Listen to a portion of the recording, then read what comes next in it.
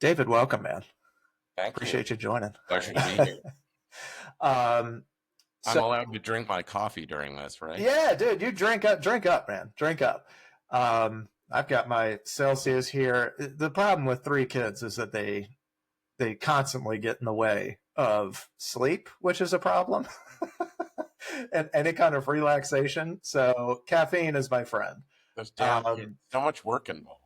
that it's a problem if I knew it, but it's like most things in life, you know it and you have a feeling of it, but until you actually do it, you're like, Jesus Christ, this Yeah, is you'll a you'll lot. you're rolling through it. It'll be fine.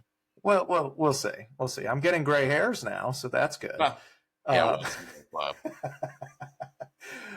um so give me a you've been, how long have you been in this COO role for TTR? Well, I think it sort of depends on whether you mean officially or unofficially, right? I mean, I've been at TTR for almost 20 years now, Yeah. and really, since the beginning, I have played kind of a management role. I didn't have the COO title, but as you know, PTR Sotheby's has grown exponentially over the last 2 decades, and we didn't have titles. We didn't have specific leadership roles. There are five of us that own the firm, and we all pitched in. And it wasn't really until a couple years ago that um, we made specific roles for each of the partners, and that's when I became COO. So I guess it's been about 2 years. Yeah. Well, you were managing the Bethesda. I mean, God, you probably been managing a bunch of different offices throughout that time.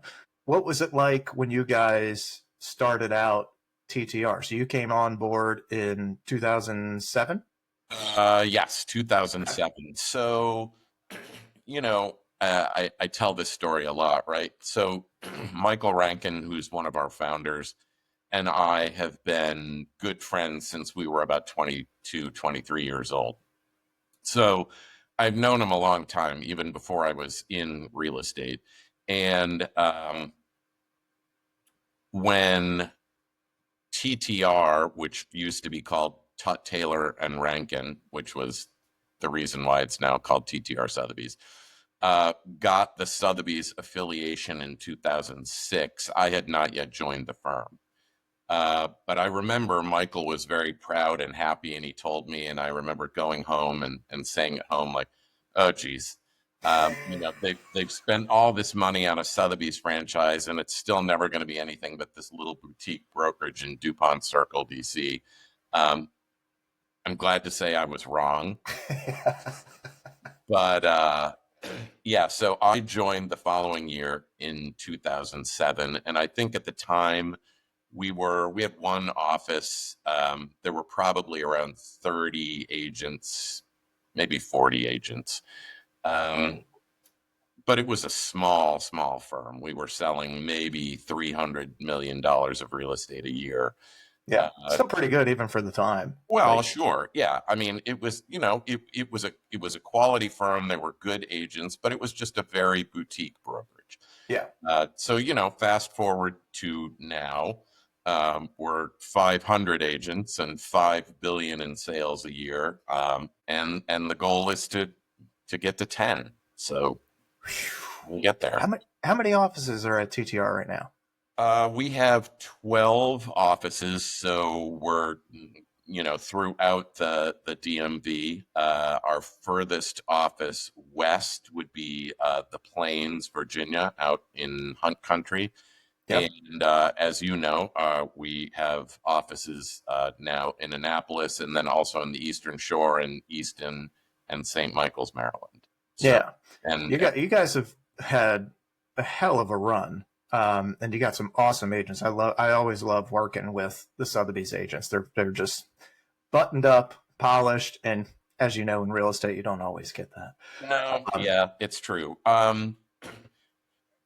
Well, as you know, I mean, I came from a non-real estate background, and even when I got into real estate, I was originally in commercial real estate, so it was much more kind of an office, a typical office environment, right? And I right. worked for a very buttoned up firm. At the time, it was called the Charles E. Smith Companies. People now know it as JBG Smith. Yep.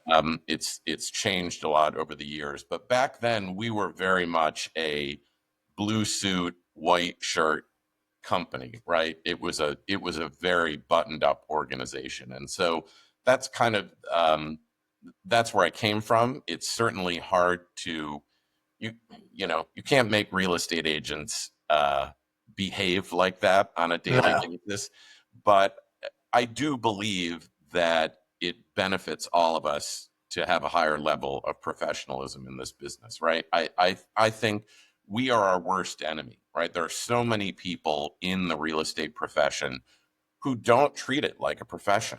No. Don't take it seriously. They're sloppy. They could get away with a lot of things just because you can. But if you really want to succeed at this business, as you know, I mean, you're a perfect example of that. You got to treat it like a business. So that's the expectation that we have for our agents at TTR. What made you want to get into real estate? I'm assuming, like most people, you didn't grow up thinking, you know what I want to do? I want to sell. I want Yeah. to sell Did real I estate. don't know. Did I want to get into real estate? Good question. So, originally, I got a degree in public policy, and I worked on Capitol Hill and ultimately in the White House in the Clinton administration. And I thought that was going to be my life, right? That's what I was interested in. I was one of those nerds in school who ran for class office and Oh, won, yeah. Boys State, and wrote fake legislation and all that. And I thought it was fantastic stuff. But after about not quite a decade of that, I just realized that it wasn't the career for me. I didn't feel like I was in control of my own destiny, and politics was getting nasty. I mean, Yeah. of course, now it's really nasty, but Yeah. Now it's worse. But but that was the beginning, right? It was a point where I thought this doesn't seem like a career that's going to be productive to me, and so. Admittedly, my time in the Clinton administration was amazing. I learned a lot. I worked at the Federal Trade Commission. I was chief of staff at the Federal Trade Commission, which was an amazing experience for somebody, for a 29-year-old. yeah. I really had no business having that job, right? But politics, there you go. And so when the Clinton second term ended, I just thought, what am I going to do with the rest of my life? And I started asking friends, and a good friend at the time, who is actually now one of our agents, Matt McCormick, who I think you've met, Yeah. was working in commercial real estate, and said, you're a high skilled guy, you're a good negotiator.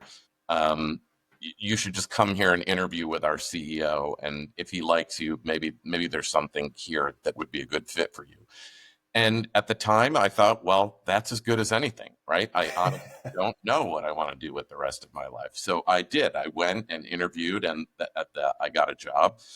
And that was a great experience. I learned a lot about the multifamily world and real estate investing and acquisitions. And it was a terrific experience. And ultimately, the Smith companies were acquired by another firm, and they wanted us to move to Denver, and I didn't want to move to Denver.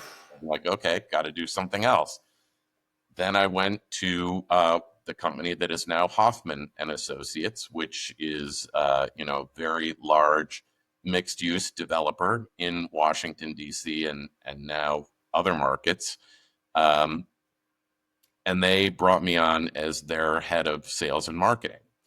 So that's really when I got into direct real estate sales. That's when I got my license and was working with real estate agents, but I was on the developer side. So I was really seeing it from the other side of the equation. Great company, great experience. Spent about 4 years there, and then the Great Recession of 2008 Yep. started percolating. Even before the recession hit in 2008, it was very clear that the condo market had already dried up. So in 2007, it was obvious to me that Hoffman Associates was going to really not have any work for several years. Yeah. And I thought, well, okay, it's time to pull the ripcord before they politely ask me to leave. Yeah. And ended up going to TTR, and Michael Rankin and Jonathan Taylor said, look, just hang your license here until you figure out what you want to do with the rest of your life. And that was 18 years ago now. So Yeah. I guess this is what I'm doing for the rest of my life. Well, Really you're doing it well. So trying to get another job at this point. yeah, it's too late at this point. Now you're stuck. Um, what is it about DC? Obviously, the political scene is what drew you there, but that's not that's not where you started. You haven't been in DC forever, have you? No, I grew up in upstate New York. So I grew up there. I went to college up there. So of course the draw originally for DC was politics, but I think what keeps me in the Mid-Atlantic is, really is a beautiful area. It's a Yeah. beautiful city. It's a beautiful region. We have access to everything. It's easy to go somewhere else if you want to because we're centrally located. But Right. you've got the water, you've got the mountains. It's a very green city. It's a very livable city. So it's just been a great place to live and to do business. And of course, the fact that we are the seat of the federal government has insulated us from a lot of the bigger economic shocks, as you know. I mean, the Yeah. market, even in a downturn, the DC real estate market is more stable than other major markets. We'll see if that continues. Certainly living in interesting times. Yes, we are. Um, but yeah, it's been a great place. And I think that I do own a house now in California in the desert in Rancho Mirage, which is actually where I am right now. Hell yeah. Let's go. And I think that ultimately this will be where I retire, but that's some years in the distance. So. Yeah. Well, it's hard to turn away sunshine all the time. Yeah. 'Cause 350 days a year of sun is pretty compelling from that. it's pretty awesome. What do you think some of the biggest takeaways from the public service face have helped you succeed in real estate? Is there anything that you can take away from that? Well, I do very much believe in. I'm a believer in positive energy and karma, right? I think it's important to give back.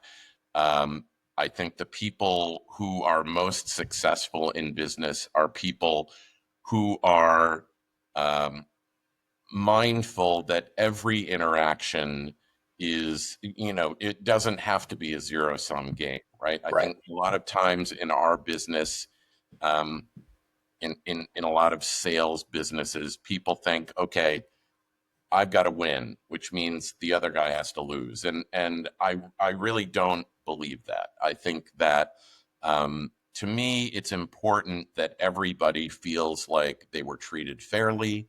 I love to see transactions in which everybody's happy, right? The buyer, the seller, the agents on both sides. That's really what you should aspire to. And I think that is partly just the way I was raised, but I think it was also my philosophy when I worked on the Hill and in the White House, right? That you're always going to negotiate, and people are never going to agree completely, but you want to get to a place where people feel like, you know what, I was willing to give up a little to get whatever it was that my ultimate goal was. So that's the way I approach transactions when I sell real estate, which I still do.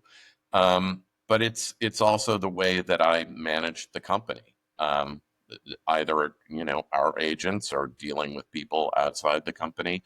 I just think positive energy goes a long way, right? Totally agree. Totally agree. That's one of the um, staples of the ninja selling stuff is, Exactly. don't take a scarcity mindset. There isn't actually enough to go around. It might not always feel like it, but stay positive with stuff. That's a huge thing. Truly. Um, you guys focus not exclusively, but primarily on luxury real estate, and that's not necessarily all about price, because sometimes we get these luxury price points that the house might need work, but the location is exclusive, or the relationship that you have with the client is, this is one of many in a large portfolio. How do ultra net worth buyers approach real estate? Interesting question. At the end of the day, I think high net worth individuals have the same um, pushes and pulls in a real estate transaction that we all do, right? Sometimes I think people would be surprised that you work with a senior partner at a law firm or a CEO or another senior executive, and you think, these people are the masters of the universe, right? They must be Yeah. they're used to negotiation. They're used to big financial transactions. But residential real estate has such an emotional component to it, right? You're buying a house to live in. This is your home. There's a lot more than just sticks and bricks. And so I think it has been surprising to me sometimes how nervous or on edge people can be, even when you think, wow, that guy's a real baller. I can't Right. believe he's getting so wound around the axle about a home purchase. But we're all the same, right? We've got to live somewhere. We all feel the same thing. And so I think our philosophy really is, I don't care whether you're buying your first home for $300,000 or you're buying a $30 million house. We have to treat you with respect, intelligence. We've got to give you all the information you need. It's that high net worth individuals are just like everybody else, right? It's just the numbers are bigger. The numbers are bigger. Yeah.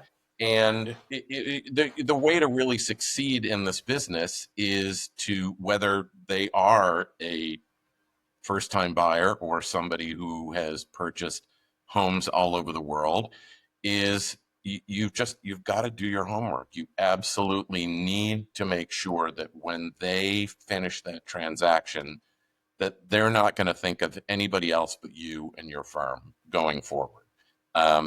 Because that's how this business succeeds, is referral. Right. As you Exactly. well know, I mean, you've been in the business long enough. You've got clients that are coming back for their second or third bite at the apple. That's what we love to see. Um, the deals are bigger. Sometimes they're more complex at TTR, but we really do business across the spectrum, right? I mean, we certainly dominate the high end of the market, but fully 50% of our business is transactions under $1 million. So, and I think people don't always realize that. Sometimes I hear from our agents that they'll speak to a friend about selling their property, and the person will say, oh, well, I didn't think that you would want to work with me because I'm not quote unquote Sotheby's material. I don't really know what that means, right? To me, Yeah. as you suggested, it's not just luxury is not just a price point. It's a level of quality and service. And I think every client deserves that. I don't care what their property costs. They all deserve that level of service. So Yeah. I totally agree on that. And the DC market is a little bit different than kind of our, suburban market out here. You guys do get international clients that come in, and I'm sure there's a whole gambit of stuff that you got to consider with that. There's probably three other big international markets, New York, LA, Miami.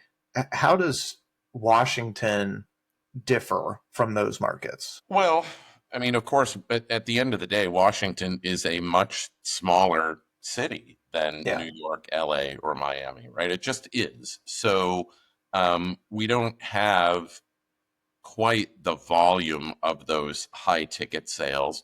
And I think, although this is changing a little bit recently, and we can touch on that, but I feel like people in Washington D.C., even wealthy individuals, are a little different in the way they consume real estate than the other markets you mentioned, which is to say that in my experience, wealthy people in Washington, D.C. really don't want to display their wealth in the same way that people do in New York and Miami and LA. I mean, Yeah. we have a lot of very wealthy clients who live in what, in other markets would be considered very modest homes. People in DC are not flashy. We certainly sell very expensive property, but compared to what you see in those other markets, it really is a very different thing. Now that is changing a little bit now, I have to say. People have certainly read in the paper about the quote unquote Trump bump, and either people who in his administration who are admittedly very wealthy people who have come in from New York and other cities and are used to consuming real estate in a way that is very different than the way we consume real estate. And so those folks have come in and purchased some of the most expensive property we have to sell in Washington, D.C. And I'm very pleased to say that we did the bulk of those transactions. I mean, almost every single one. Um,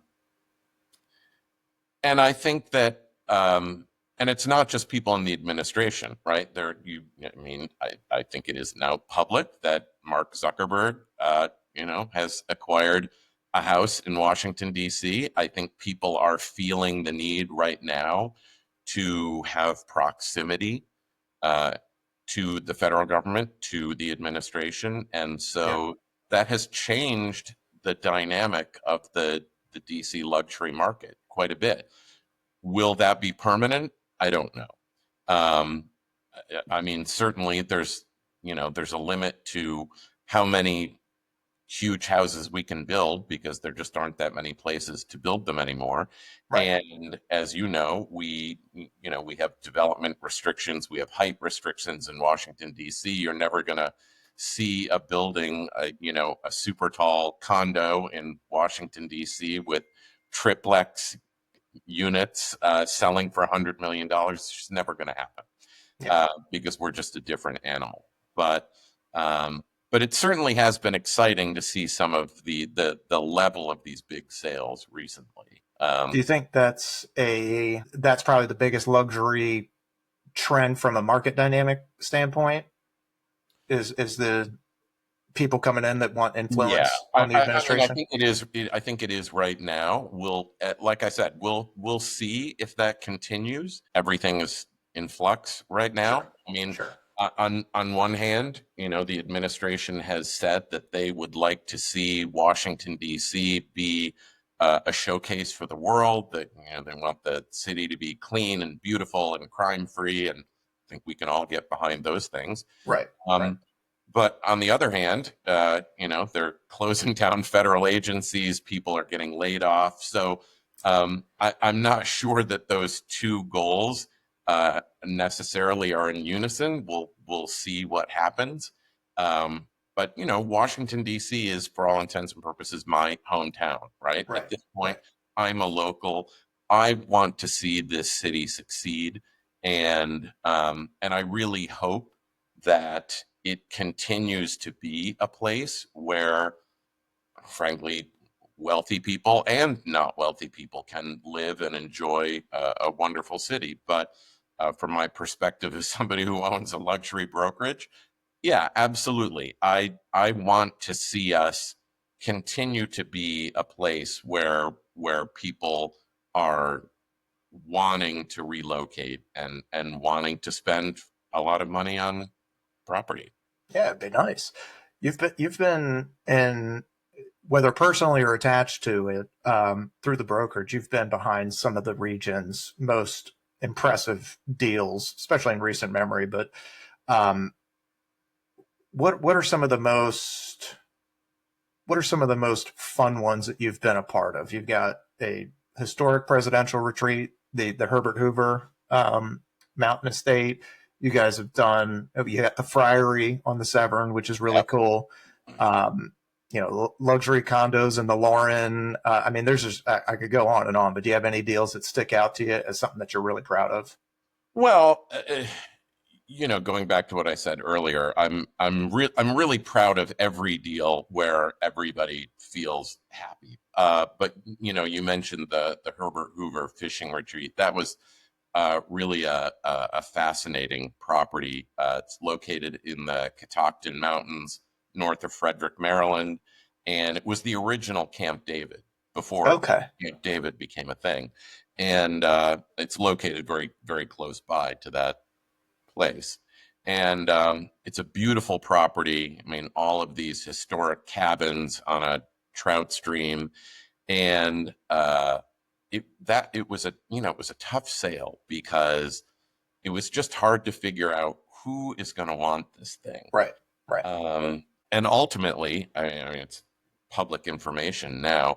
It was acquired by the Church of Scientology, which What? was a yes. They bought it as a retreat, and it really was a fascinating experience because I got a call from an attorney, didn't say who his client was, wouldn't say who his client was. We now know why, right? Yeah. I think it would have changed the dynamic somewhat. But so he was in LA and he said, I've got a client who saw your listing online. They're very interested. Um, we'd like to tour the property. So I said, sure. We set it up, and I drove up there, and this bus pulled up. Kind of one of those 20-person buses. Yeah. And all these people get out. They're all in suits, men and women, very serious. No niceties at all. Just very matter of fact, right? Clipboards. They're all taking notes. I really have no idea what's going on here. They didn't tell me. I was like, okay, who exactly is the purchaser here, or is it a committee? I wasn't really sure what was going on. Spent hours poring over the place, up, down, looking in every building, examining the property. And we had a couple of those visits. And again, at this point, I still didn't entirely know who it was, although, of course, I researched the attorney, and it ultimately turned out that his only client was the Church of Scientology. So, okay, well, guess we know who we're dealing with now. Yeah. And he would call me or leave me emails at all hours of the day and night. And I remember one time, I mentioned to him, I said, it's funny to me that you seem to be a real night owl. Like you're calling me and leaving me messages at 4 a.m. LA time. And he just kind of chuckled and said, yes, that's right. And I was like, okay. Okay. I Maybe will say we meet some weird people in this business, man. those electrodes that I don't know what he was doing, but it really was a fascinating deal. Now, ultimately, I'm not sure the people in Thurmont, Maryland, where the property is located, were super excited about the fact that the Church of Scientology was buying a historic retreat.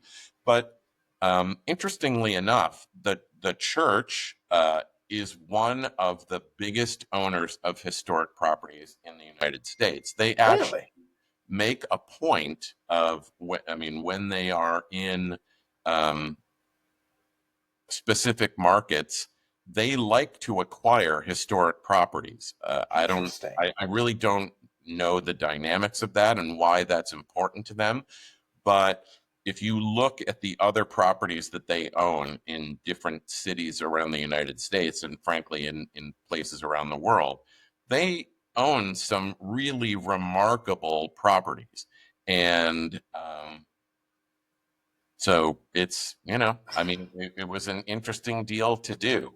Who would have thought, man? I guess you really never know where your buyer's going to come from. So that's You incredible. don't, well, you don't. And you know this because you're familiar with our firm. We get lots of calls from all over the world. Um, a lot of interesting people. Many times we don't know anything about them.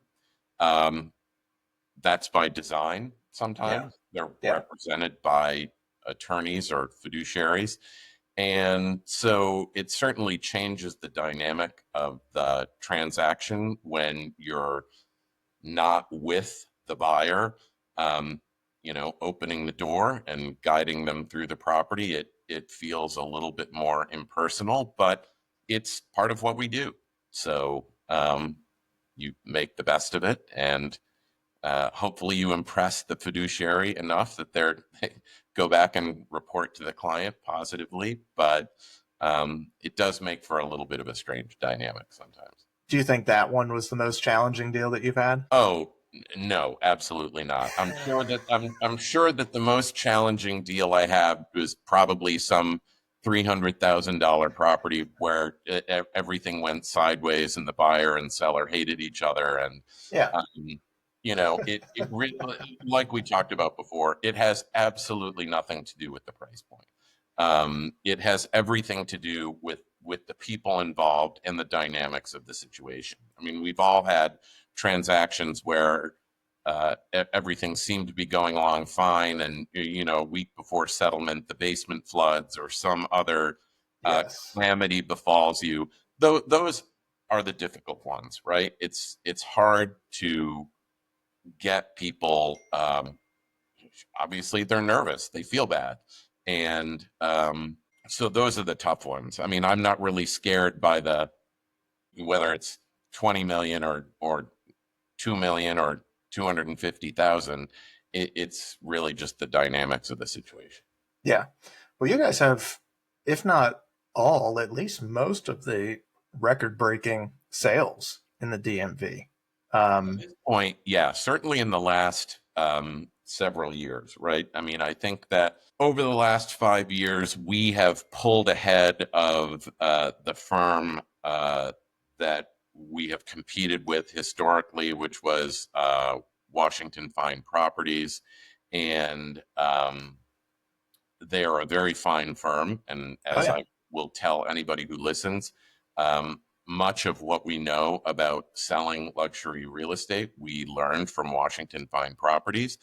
Uh, but we have grown. We have kind of gone beyond them, and I think that now, in the last several years, we're at a point where everything over $5 million is really, for the most part, a TTR sale. Yeah.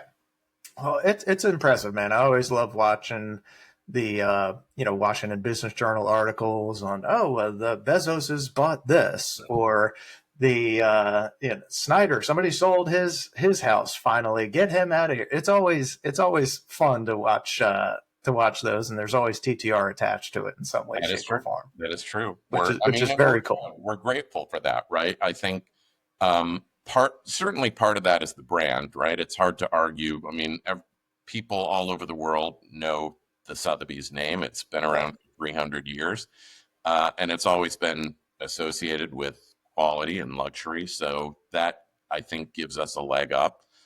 But we have great agents.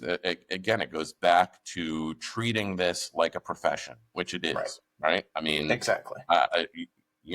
when you if you're having surgery, you do your research and you find the best surgeon. If you're in a sticky legal situation, you're going to do your research and find the best attorney to represent you. And so I think that's what we aspire to as a real estate brokerage. We want to be the go-to people.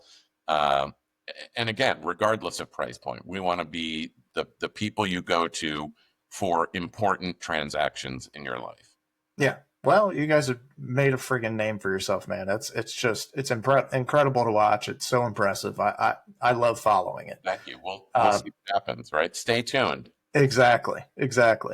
Um, let's talk a little bit more about, I mean, nobody has a crystal ball, but if anybody's going to have a pulse on where the market's heading, I would think that it's going to be somebody like yourself. And DC is evolving pretty rapidly, but DC is always kind of transforming one way or another, just by nature of having different administrations in all the time, or certainly more frequently than other markets do. Um, how do you think some of these government shifts and policies are going to shape things in the near term? Yeah, well, I'd be lying if I said I wasn't concerned about it, right? Yeah, Um, I'm a hopeful person by nature, but I feel like a lot of what is going on right now is happening very fast and sometimes without a huge amount of forethought. And I just hope that the DC economy is not mortally wounded. Um, Ultimately, this, I presume, will continue to be the seat of government. And so it's always going to be an important city and an important market. But there certainly is the potential in the short term uh, for some downturn, for a shift in the market, for higher inventory, because people are leaving, uh, because they're losing their job, or sure. agencies are moving out. But I think it's too early to tell, frankly. Um, the spring market so far has actually been quite robust. I mean, our numbers are up from last year, which is great. Stellar. But I think what's really going to be telling is what happens in Q3 and Q4 of this year. Right. Right. Are we going to sink into recession, or are we going to avoid it? How much are these job cuts going to impact the market? I don't think we're going to know that until later in the year. Um, Certainly, it's not going to directly impact the quote unquote luxury market as much as it will the suburban market. Because if you look at, for example, the people who are being displaced from federal jobs, the vast majority of them, to the extent that they're even in DC, I mean, a lot of these jobs, I think people are not aware, are located in other cities, right? I mean, Yeah. there are people Yep. losing federal jobs in cities all over the country, and that's going to be impactful. But to the extent that they affect us in Washington, D.C., it's really the outer ring, right? Um, Actually, places like Annapolis and Yep. Severna Park Yep. and other suburban Maryland towns. So we're going to have to watch that. I don't think it's really going to directly impact people that are buying $5 million houses in Washington D.C., but there will be a trickle down effect. I mean, as government contracts get cut, um, people who are senior executives at government contracting firms will be affected. That will affect our business. Um, Attorneys and law firms will be affected. So we're just going to have to watch it very carefully. Right now, I would say we're in a wait and see mode.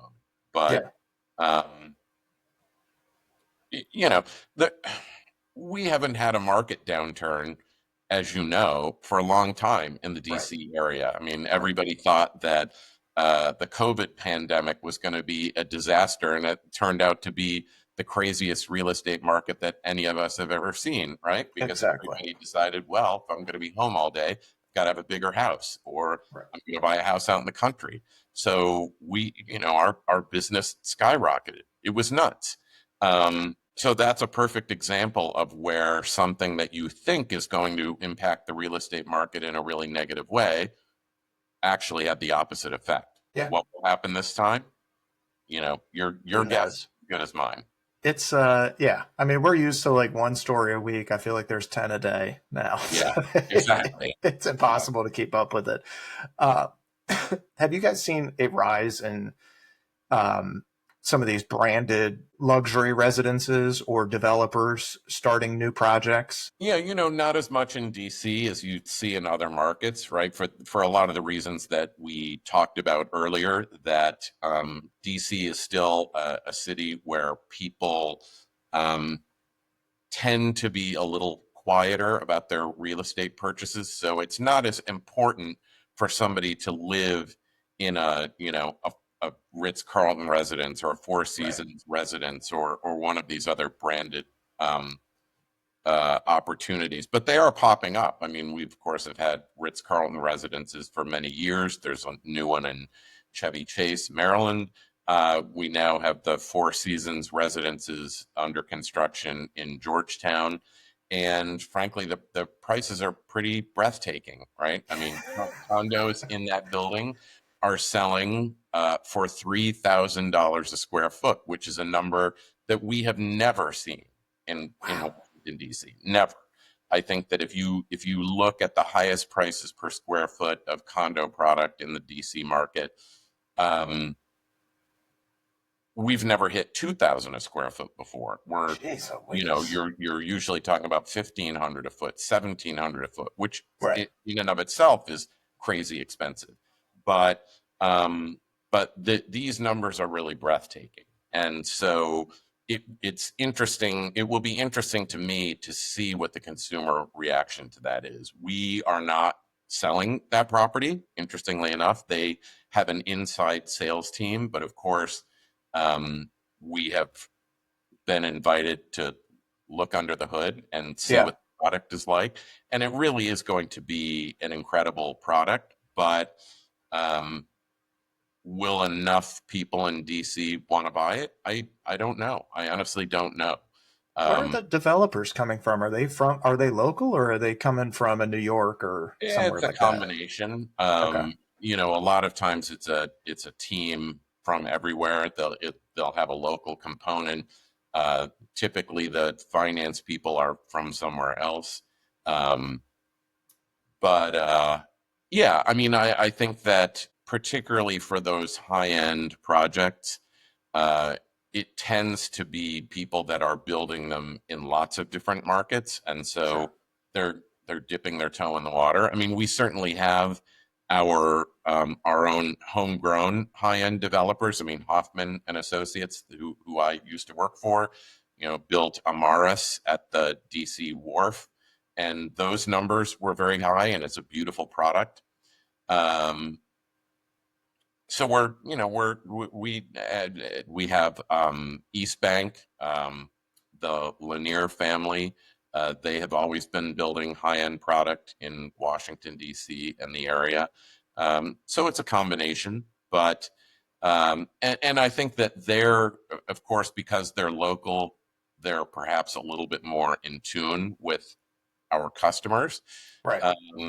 Sometimes I think when people come from other markets, it's hard for them to know uh, what's going to work with DC consumers because we are a little different. Right. We're, Right. we're not as flashy as Miami or New York. And so you've got to build a different product and you've got to approach those people in a different way. It's a different sales pitch.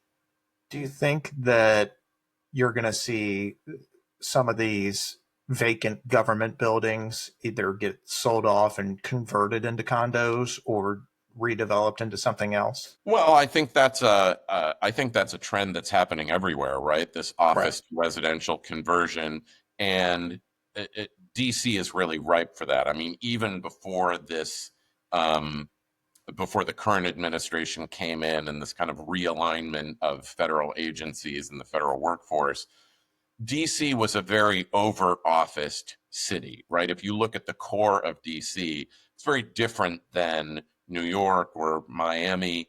Um, there really isn't a lot of residential in the central core of DC. It's federal buildings, it's office buildings, um, and to a certain extent, that has negatively impacted the quality of life. Right? I mean, for years and years, you go to certain neighborhoods in downtown DC, and if it's not a big tourist season, there's nobody around after Right. 7 o'clock at night. I don't think that's a good thing, right? I think you want a healthy mix.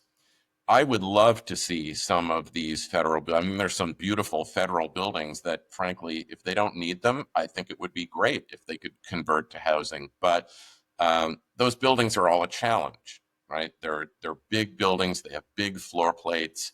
There's lots of offices in there where it wasn't important to have light and air. Right. You think about the story of government workers toiling away in a windowless office. It's a Well, bunch of severance offices. yeah, exactly. It's hard to convert those buildings. I mean, Yeah. some of them would really be beautiful from a perspective of what the facades look like. Could you make livable residential units? I don't know. We'll have to see. It's Yeah. expensive. Yeah. Yeah. But but you know what's more expensive than converting them is leaving empty buildings to just fester in your downtown Exactly. core. We have to do something with them, right? So if the federal government doesn't need them and companies don't need them for offices, we have to convert them. And to their credit, um, the DC government is doing what it can to offer incentives, tax and otherwise, to encourage the conversion of those buildings. But it's expensive, and capital is expensive right now. I Right. mean, we're just not in a place where the private market can affordably invest in the conversion of those buildings. I hope that will change.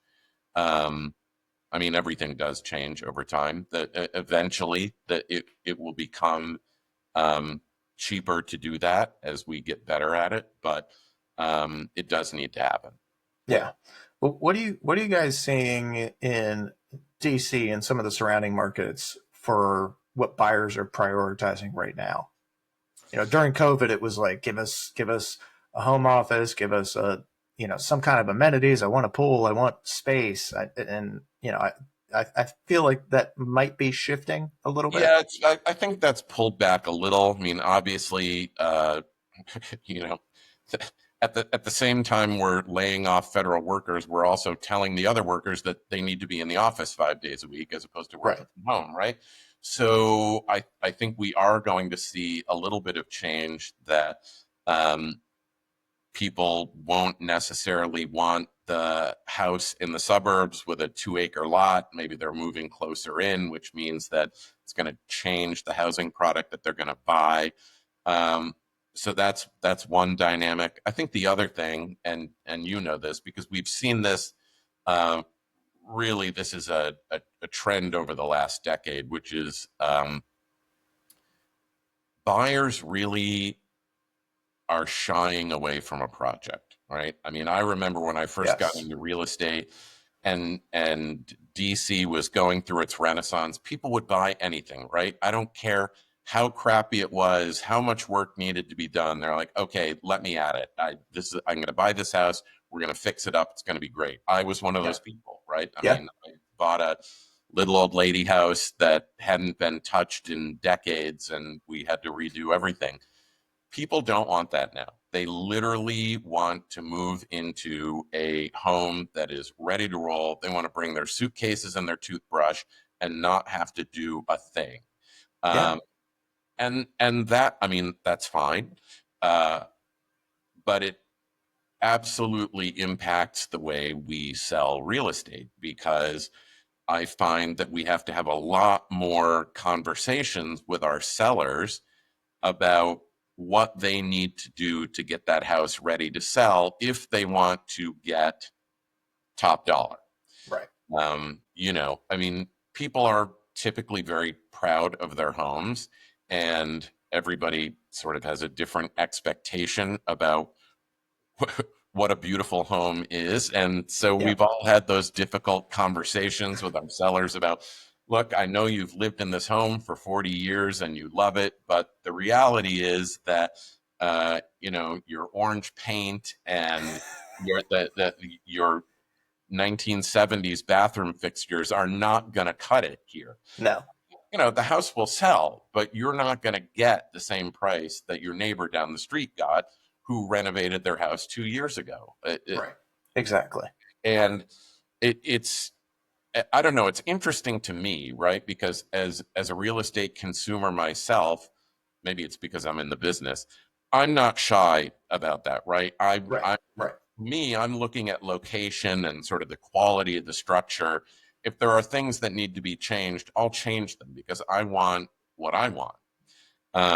But a lot of consumers these days are just not like that. They really don't want to have to think about what to do to fix their home up. And that makes it hard for us, right? Because it's hard to know what's going to appeal to someone, frankly. Right. Um, and it's also made, I, and this to me is kind of a disappointing thing. It's made a lot of housing product somewhat generic, right? Which is if you have to guess what consumers want, um, it all ends up looking the same, right? I mean, we all go into houses that like flips and houses that have been renovated, and it's the same bathroom fixtures, it's the same Yes. gray paint, it's the same design scheme. And after a while, you're like, gosh, I don't even know what house I'm in anymore. Because I've seen 7 houses today that all look exactly alike inside. Yes. To me, that's not necessarily a great thing, right? I No. think your home is a reflection of you and your personality, and there's nothing wrong with that. Um, I don't think we all want our house to look exactly like the house down the street. Um, but that's kind of what we have to do in order to get across the finish line sometimes. Yeah, I totally agree. And I think part of that is looking at there's a few different dynamics in play. I mean, a lot of the buyers that are in that purchase phase are in their prime earning years too. So they don't really have time to do these That's right. renovations. They That's don't right. have some of them don't have the connections to do it. The cost of doing renovations has gone up since COVID. It's just Absolutely. it's just not it's not as feasible as it once was to do that. Not to mention, most people around my age or even a little bit older are not handy at all. I mean, they could No, barely screw a light bulb very in. few people are these days, Yeah, right? I mean, yeah, you see those shows on HGTV where that the happy couple goes in and does their own demo, and there they are, doing plumbing and electrical work. I'm like, who are these people? Because who are these people? I don't know Also, anybody like that. no, they're also the same people that are like, hey, we're looking for this house and we have a $2 million budget. I am a yarn spinner and Yeah, my husband herds cats. yeah, You're like, wait, exactly. what? Good luck with that. Good luck. Exactly, exactly. What kind of advice would you have for agents that are looking to break into the luxury space? Well, I think it's hard to, and I get that question a lot, right? Even from within our agents at TTR. I mean, people that are newer to the business. They're like, okay, how do I raise my average price point to 3 million? It's like, Right. well, uh, uh, you're not going to wave a wand, right? You have to get some better friends. Yeah, I get. Well, but look, it goes back to what I said earlier, which is to the people who are really successful in this business are people who have clients for a lifetime, right? Right. We start out in the business, we're young, our clients are young, they're buying their first homes. 8 years later, they move up, higher price point. 10 years after that, or 15 years after that, kids are gone. Maybe they're, moving out of the house, buying a luxury condo. The way you break into the luxury business, unfortunately, there's no magic to it, right? Right. It really is about growing with your client base. Now, I know that at our brokerage, we certainly try to mentor people. I mean, we encourage senior successful agents to partner with younger agents or people who are newer to the business to bring them in on higher price listings so that you've got a track record. I mean, that's the problem. If you're an agent who is very comfortably selling $500,000 properties, you may well get a listing appointment for a $2.5 million property. But of course, that seller is going to say, how many other $2.5 million properties have you sold? And the answer is zero or very few. And so I think it's incumbent upon us in management to try to make those partnerships and relationships happen so that at least younger agents can see and be part of those transactions, and then they have it on their resume, right? And that's where you get there. But really, the most organic way to get there is, I'm now working with a client on their 4th transaction, and they've moved up, and so have I. It just takes time.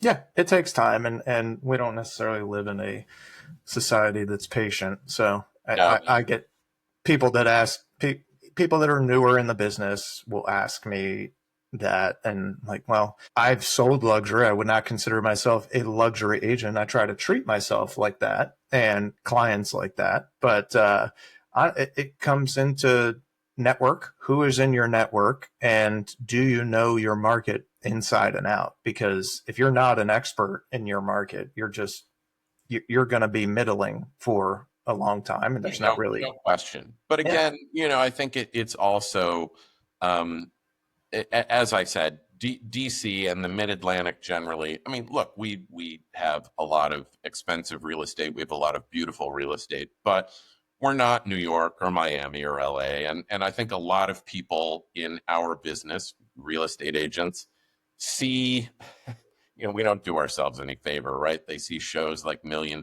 Listing, and they think all the time, "Ooh, how do I get that job?" An agent driving a Lamborghini, and they go to a restaurant in LA, and they're negotiating their deals. The clients are nowhere to be seen, right? No. The 2 agents are drinking wine in a fancy restaurant in LA and negotiating a deal. I'm like, where's the client? Where is the client? Also, the consumer does not know that's totally staged. Not like that. That is not real, right? I mean, how do I get to sell multi-million-dollar properties? Well, I guess you're just going to have to go to New York or LA or Miami. Apparently, that's where they all are. I don't. Exactly. Well, let's do some quick questions before we wrap up. I like to do a little rapid fire section here. Gotcha. What's a favorite? Do you have a favorite property that you've ever sold? Ooh, favorite property I've ever sold. I honestly don't. I'm sorry, that's a cop-out answer, but I really do not. I can't think of. I mean, I've sold some wonderful property, but they all had interesting things about them. I mean, we talked about the Hoover Fishing Camp trout run. Oh yeah. That was cool. There've been a lot of really interesting properties, but nothing stands out to me as like that was the be all end all. It's just it's a grind. Yeah. Every day is a grind. I don't think many people realize that. Do you have a dream listing that you'd like to represent one day? Well, I do have the listing of the Friary in Annapolis that I'm sharing with my colleague Brad Capel. That really is a spectacular home. That's a wild one, man. We had a great showing this past week. Fingers crossed. It's just a really unique, big, beautiful property with a lot of history. The owners were incredibly thoughtful in what they did to reimagine this historic home. So, that's a real pleasure to list. I mean, it's obviously it's nice to have your name associated with something that is so beautiful and spectacular. There are certainly other really beautiful homes in the Mid-Atlantic that I would love to sell. We'll see what happens. Yeah. What's a book or movie or podcast that you would recommend to anybody in real estate? Okay, so when agents come to TTR, I give them 2 books, right? One is Ninja Selling, which we talked about. I'm a firm believer in the ninja selling philosophy. The other is a book called Unreasonable Hospitality by Will Guidera. All right. And I mean, you're a Compass agent. I know that Will Guidera is speaking at the next Compass retreat. He actually came to speak at Sotheby's a couple of years ago.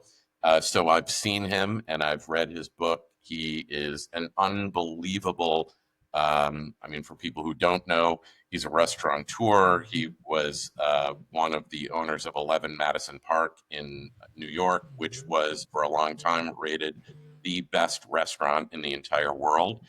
And his philosophy of service and of customer service and the way people should be treated, I think it's almost like the Bible to me, right? So Yeah. in terms of how I think someone really should aspire to have a career in real estate, read that book. Do you have one piece of advice for people going through negotiations that you think would be helpful for them? I mean, again, I think it's stay calm, and it's always put yourself in the shoes of the person on the other side of the table, right? I think that the most successful negotiations occur when you can really understand the motivations of the person you're negotiating against.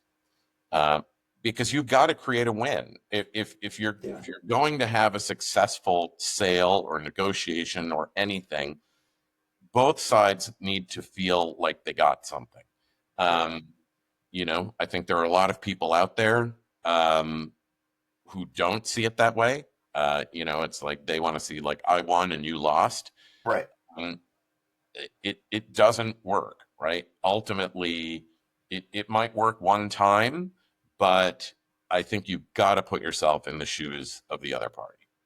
Well said, man. Well, where can listeners find you if they want your services? Well, they can look me up on the sotheby'srealty.com. I'm very easy to find. I mean, frankly, there aren't a lot of David DeSantis's in the world. So if you Google me, I'm number 1, 2, 3, 4, and 5.